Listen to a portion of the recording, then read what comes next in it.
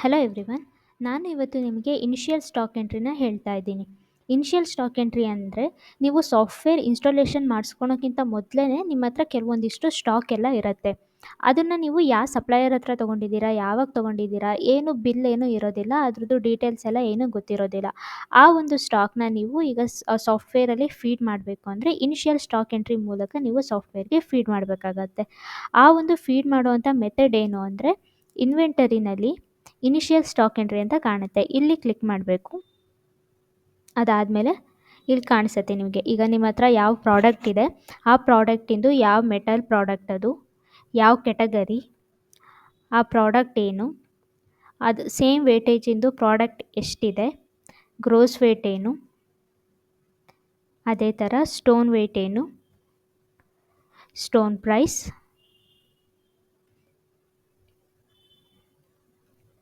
Wastage, purity, sale wastage.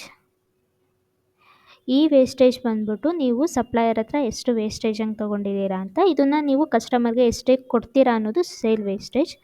Sale making charges, purchase making charges.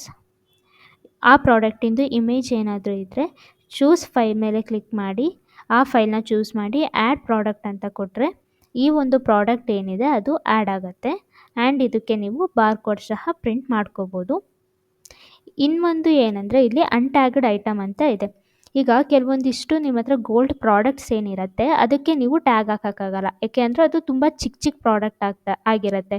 ಆ ಪ್ರಾಡಕ್ಟ್ನು ನೀವು ಸ್ಟಾಕಿಗೆ add ಮಾಡಬೇಕು ಅಂದರೆ ಇದೇ ಥರ ಈಗ ಎಲ್ಲ ಕ್ರೆಡೆನ್ಷಿಯಲ್ಸ್ನು ನೀವಿಲ್ಲಿ ಫಿಲ್ ಮಾಡಿ ಅನ್ಟ್ಯಾಗ್ಡ್ ಐಟಮ್ ಚೆಕ್ ಬಾಕ್ಸ್ ಮೇಲೆ ಕ್ಲಿಕ್ ಮಾಡಿ ಸೇವ್ ಮಾಡಿದ್ರೆ ಆ ಪ್ರಾಡಕ್ಟ್ ಏನಿರುತ್ತೆ ಆ ಪ್ರಾಡಕ್ಟು ಸ್ಟಾಕಿಗೆ ಆ್ಯಡ್ ಆಗುತ್ತೆ. ಬಟ್ ಬಾರ್ಕೋಡ್ ಏನಿದೆ ಅದು ಹಾಕದೇ ಇದ್ದರೂ ನಡೆಯುತ್ತೆ. ಸೊ ಇದಿಷ್ಟು ಟ್ಯಾಗ್ಡ್ ಮತ್ತು ಅನ್ಟ್ಯಾಗ್ಡ್ ಪ್ರಾಡಕ್ಟ್ ಏನಿರುತ್ತೆ ಅದನ್ನು ನೀವು ಇನಿಷಿಯಲ್ ಸ್ಟಾಕ್ ಎಂಟ್ರಿ ಮಾಡ್ಕೊಳೋ ಅಂಥ ಮೆಥಡ್. Thank you.